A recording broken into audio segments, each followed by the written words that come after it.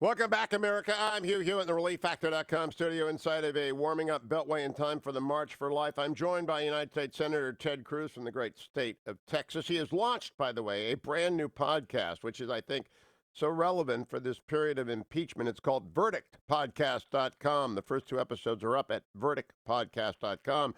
Senator Cruz, welcome. I don't like competition. I really don't, but I'm glad you're doing this, just provided you don't do it much.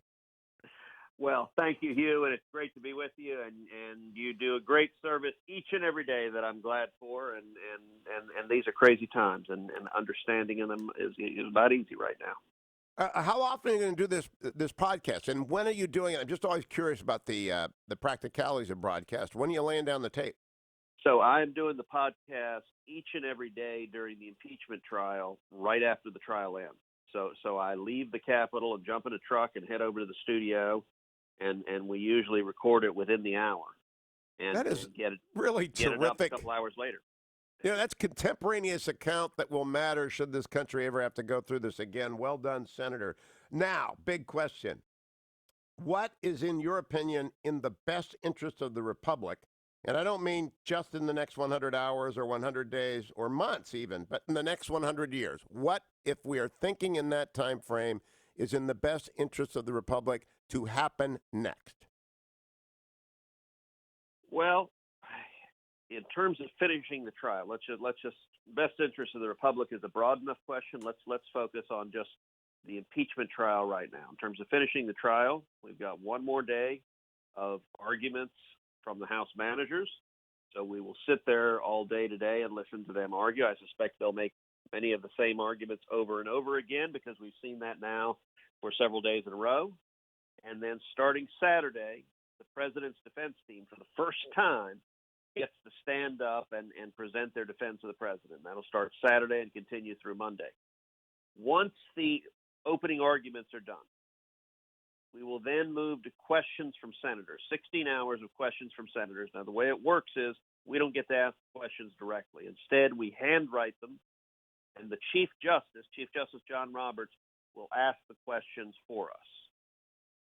Now, does that alternate from the majority to the minority? Does it, and does it alternate by seniority among the majority and the minority?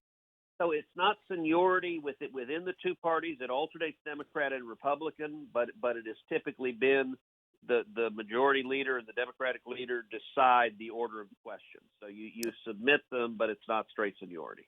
Now, will you print yours, Senator, or will you use script?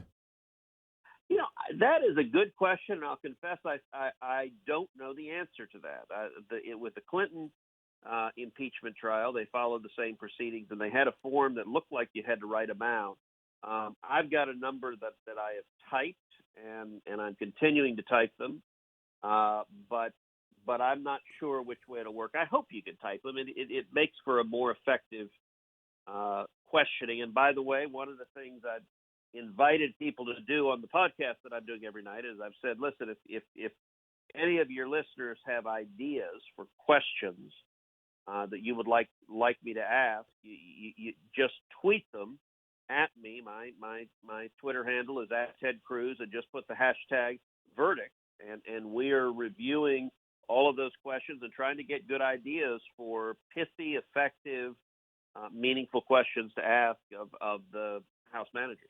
Well, here is my request that you consider footnote 565, in which the president's lawyers, in their brief for the president, cite contemporaneous account from Politico as to Ukrainian meddling. Now, I've described this as going to hurt as a Texas senator, and I apologize in advance. The Russians were the Houston Astros of cheating in 2016. They were really the champions. But the Ukrainians were still the Mahoning Valley Scrappers, a double-A club, and they were playing in this. And therefore, given the contemporaneous accounts, the president's full panoply of powers are engaged. Is he within his rights to inquire as to whether or not it's Burisma or Crowdstrike? I believe the former is relevant, not the latter, but is it within his rights as president to do so? Absolutely, yes. Sadly enough, the footnote you cite, I'm familiar with. I'm familiar with that Politico article. I've read that Politico article that came out that detailed at great length the multiple efforts that Ukraine did to interfere in the 2016 election, to put to weigh in on behalf of Hillary Clinton. Now, they didn't engage in the sort of conduct that Russia did, which means Agreed. they didn't have bot farms. They weren't hacking it electronically, but they had multiple players throughout their government that were vocally, aggressively advocating for Hillary Clinton and attacking Donald Trump in a way that is extremely unusual. And it is perfectly legitimate for a president to press for an investigation as to foreign countries and why they're interfering in our elections, which is what the president did. And then when it comes to Burisma, the most important question in this entire trial, and the reason why at the end of the trial the president is going to be acquitted, is can a president investigate corruption? And the answer is obviously yes. And in fact, if there's serious evidence of corruption, the president not only has an ability to investigate, a responsibility to do so. When it comes to Burisma, Burisma is the largest natural gas company in Ukraine. It was owned and controlled by a Ukrainian oligarch who made billions doing this. It was corrupt through and through. And Burisma had on its board Hunter Biden, the son of Joe Biden. It was paying him $1 million a year. And Joe Biden was the Obama administration's point person for Ukraine policy, and he vigorously advocated, he pressured Ukraine to fire the prosecutor that was investigating and targeting Burisma and the oligarch who had made billions. And he did all of this while his son was making $1 million a year. Now, whether that is in fact corrupt or not, I don't know, but it's at least it's enormous evidence to justify investigating to make whether it's corrupt, and that's what President Trump asked the Ukrainians to do, and that was within his authority and responsibility to do. Now, our friend Jonah Goldberg says, Hugh, don't, and he would say, Senator Cruz, don't overlook, he brought up Crowdstrike. Crowdstrike is a discredited conspiracy theory. I believe the Crowdstrike theory is discredited, but that does not disable the president from throwing out whatever he wants to throw out, provided that there is a predicate for Ukrainian corruption. It will be disproven eventually by others that Crowdstrike is not the way to go, but Burisma is legitimate. Do you think that there is any honesty on the other side to recognize the presidential power in this with this predicate? So there isn't, but I also think the House managers made a serious tactical mistake. I think yesterday was very consequential because what they've done is they've opened the door to Burisma, they've opened the door to Hunter Biden testifying, and the reason for that is they have built their whole case on the proposition that they argued at length yesterday, that there is zero basis for any reason to investigate Burisma, that it is completely fake and phony and bogus and without merit. That's their argument, that the only possible reason to investigate Burisma is illegitimate political motives. That's simply not the case. We were talking a minute ago about the podcast that I've launched, Verdict with Ted Cruz. Last night, the entire show, we did a half-hour show where the entire topic was Burisma, and I walked through in real detail. Here is all of the evidence of Burisma corruption that would justify any president saying we need to investigate. I walked through the timeline and the facts, and so let me encourage your listeners to go and subscribe to Verdict with Ted Cruz. Sign up, give it 5-star ratings. It's a little crazy here. We launched it 3 days ago. It is already one of the top 10 podcasts in the world.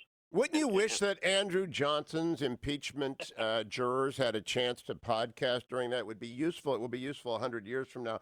3 quick questions. Well, I think I might have launched a Pigeon Express communication service during the Andrew Johnson. That's true, but I would have loved contemporaneous accounts from jurors. Senator, what recommendation do you have to the president's lawyers about tone? I hope they adopt the more in sorrow than in anger.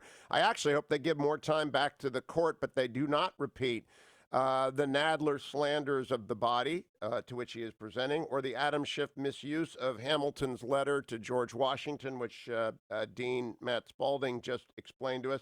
I just want them to stay in their lane. What's your recommendation to them as a juror? So I agree with you on that. I actually spent a fair amount of time last night after the trial talking with the president's lawyers and urging them, number one, focus on substance more and process less. Don't. There are all sorts of process concerns. Those are real. As lawyers, it's easy to focus on them. Focus on what matters, which is the substance. Lay out the case why President Trump is innocent. And the reason he is innocent, and I told them, look, nothing matters more than the facts on Burisma. Yesterday, the House manager spent over an hour arguing there's no reason to investigate Burisma. They built their entire case on this house of cards, lay out the substantive factual reasons why investigating Burisma. The president had a responsibility to do so, and I also urge them, exactly as you said, to be calm, to be matter of fact, not to be emotional, not to be histrionic, simply to lay out the case. It is, from their perspective, it's a jury trial in the sense of laying out the argument to the American people, but it also, there is an element in which it is a Supreme Court argument.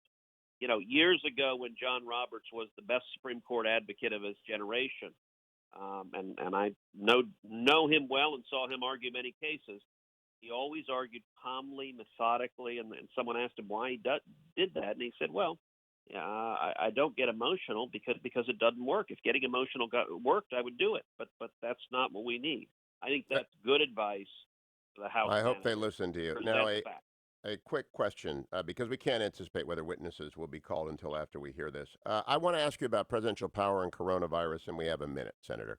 The Chinese authorities are trying to shut down an entire country, 14 cities. It's spreading rapidly. There's one case in the United States. There's no cause for panic. I've been assured by senior officials at the White House there are plans, et cetera. But what are the presidential powers in the event that, in fact, a pandemic of any sort now or in the future come to the United States? Well, I'll tell you, I have received similar assurances. We have a briefing scheduled this morning on the details of the virus and the potential threat. But in the case of a pandemic, there are substantial emergency powers, and when it comes to a potential epidemic in terms of quarantining individuals, quarantining travelers, trying to prevent the spread, trying to set up hospitals to treat the United States, we have some capability to do it, but thank God we have never faced a massive pandemic, and there's no doubt it would stress both our legal institutions and our healthcare institutions. And so preventing it from coming in on the front end is by far the best way to do it. And not damaging the presidency's powers or the institution of it concurrent with the outbreak of one in China would also, I think, be foremost in people's minds. Senator Ted Cruz, thank you. Always a pleasure to talk to you, Senator. Thank you, my friend. God bless. Thank you.